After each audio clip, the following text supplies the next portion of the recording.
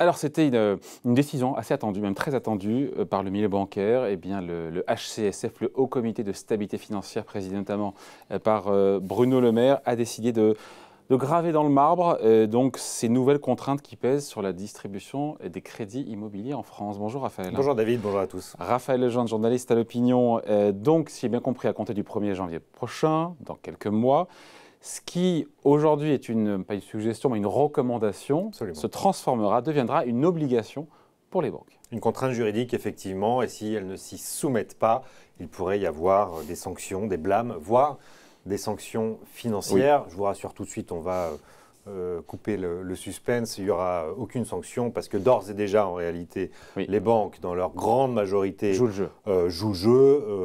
Ce ne sont pas des punks, de manière générale, les banquiers. Et donc, ils respectent ce que le régulateur leur impose. Là, effectivement, il y a eu un petit tour de vis, mais qui avait été préparé. On va pouvoir en parler. Donc, a priori, la règle n'a pas changé. La règle n'a pas changé. Il faut limiter les prêts immobiliers à 25 ans. Voilà. 35%, c'est la part des revenus qu'on consacre au remboursement de son emprunt et pas plus. On se dit que c'est quand même pas une bonne nouvelle, même si c'est pas nouveau. En fait, elle a changé la règle, parce qu'en réalité, on donne un tour de vis et en même temps, on a assoupli en même temps. Alors, on va faire un petit peu d'histoire, on revient en arrière, on est en décembre 2019 et le Haut Conseil de la stabilité financière. Vous savez, tout ça, c'est dans un environnement de taux très bas qui a fait flamber le marché immobilier. Et en France, on tient à notre sécurité financière. On ne veut pas trop de bulles, en tout cas pas de surendettement dans 5, 10 ou 15 ans. Donc, dès décembre 2019, avec des impayés en matière de avec des impayés, bien sûr. On ne voit pas aujourd'hui. Le régulateur demande aux banques de faire attention parce qu'on voit pas mal de prêts à 30 ans, 25, mais des prêts à 30 ans commencent à arriver sur le marché avec un niveau maximum d'endettement qui a été assez assoupli du côté des banques, des taux d'endettement autour de 40, parfois plus.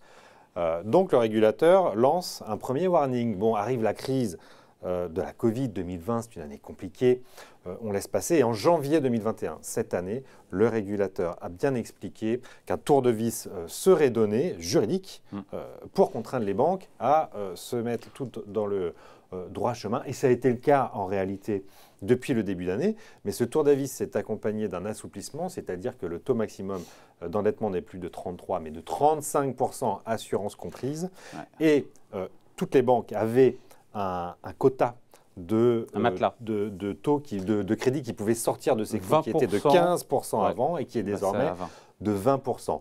Eh bien, en début d'année, on était à 50% de crédit hors guidance, si vous voulez. En dehors des Ce taux est tombé à 20%, voilà. 20,0. Donc, ça veut dire qu'à contrario, 80% des banques respectent aujourd'hui voilà, c'est ça. les et en règles. fait, elles sont même dans cette souplesse de 20% des crédits accordés. On y est. 20% de leur production de crédit peuvent sortir de cette double règle. Parce qu'évidemment, bon, on voit bien l'intérêt de cette sécurité, c'est un peu double ceinture de sécurité, si vous voulez, à la fois sur la durée et sur le taux. Sur le taux, c'est bien normal.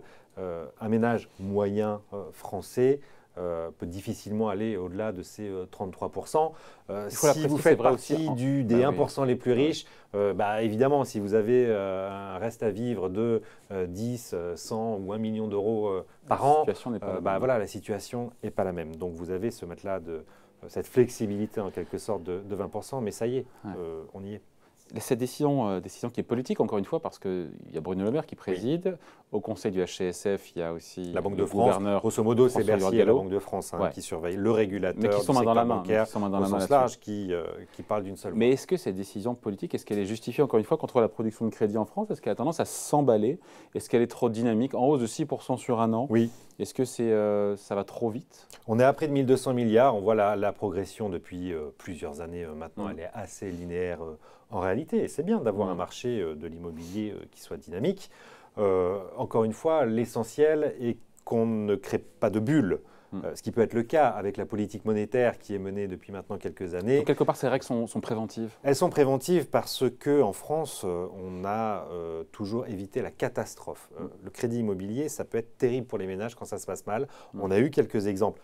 Évidemment, tout le monde pense au subprime aux États-Unis où les crédits étaient accordés sur la valeur hypothécaire du bien immobilier et non sur les revenus de l'emprunteur, ce qui n'est absolument pas le cas en France et ce qui est une corde de sécurité très importante en réalité. Et puis, on l'avait vu en Espagne aussi, où des crédits ont été accordés à tout va. La crise, la bulle, quand la bulle a explosé, ça a été très dur en Espagne. Donc, on tient à cette sécurité financière. La Banque de France et Bercy sont toujours à la manœuvre. On a évoqué la première ceinture de sécurité qui est le fait d'accorder un crédit en fonction des revenus de l'emprunteur et non de la valeur du bien. C'est une chose, ça c'est un élément très important. Puis vous avez aussi plein d'assurances. Vous avez Crédit Logement qui assure pour les banques 60% de tous les montants. On paye pour ça hein, quand on contracte un crédit. Vous avez l'assurance personnelle privée qui vient s'ajouter à Crédit Logement. Et puis en plus, quasiment la totalité des taux, plus de 99% des taux des crédits immobiliers sont à taux fixe et non à taux variable. Donc tout ça n'est quand même pas une très bonne nouvelle parce qu'il y avait encore 20% des banques qui ne jouaient pas le jeu, donc qui pouvaient accorder quelques largesses. Qui vont devoir rentrer dans le rang pour le coup. Ça peut pénaliser certains plutôt aisés qui voudraient acheter une résidence secondaire ou un bien locatif. Il y a une chose qui peut-être peut poser problème, c'est qu'on ne prend pas en compte les revenus locatifs au moment de s'endetter pour acheter un bien locatif. Ça peut paraître étrange et donc ça peut un peu pénaliser le marché à ce niveau-là, effectivement. Mais dans l'ensemble, on est dans une contrainte juridique, mais qui encercle des règles qui sont d'ores et déjà appliquées. Et le crédit n'a jamais été aussi peu cher. C'est toujours le moment de s'endetter. Et la croissance du crédit va bon an mal an. Vous l'avez dit, plus 6%, c'est un trend très dynamique. 80% des banques jouent le jeu aujourd'hui. Elles ont jusqu'au 1er janvier. D'ici là, on sera sûrement à 100% des banques qui joueront le jeu. Ce n'est pas 80% des banques qui jouent le jeu. C'est que dans la production des crédits, 80% des crédits respectent cette règle et elles ont cette flexibilité de 20% et elles ont ramené effectivement cette flexibilité. C'est crédit hors des clous à 20% alors qu'on était à 33% au début de l'année, si vous voulez. Voilà. Mais d'ici là, à mon avis, d'ici le 1er janvier, tout le monde sera là. Tout le monde sera d'équerre. La Banque de France est assez sereine. C'est quasiment déjà les blâmes et les sanctions aujourd'hui. Donc les blâmes et les sanctions, on ne le verra pas. On peut effectivement un peu s'étonner de cette hausse de ton, si on peut dire, par Bercy ou par la Banque de France. Ils expliquent ça par des respects des règles de concurrence. Peut-être qu'au sein des réseaux, certains étaient meilleurs élèves que d'autres, mais dans l'ensemble, toutes les grandes enseignes écoutent le régulateur de manière scrupuleuse. Donc, il n'y aura pas trop de problèmes d'ici à la fin de l'année. Voilà, merci beaucoup. Explication signée Raphaël Gendre pour l'Opinion. Merci Raphaël. À bientôt.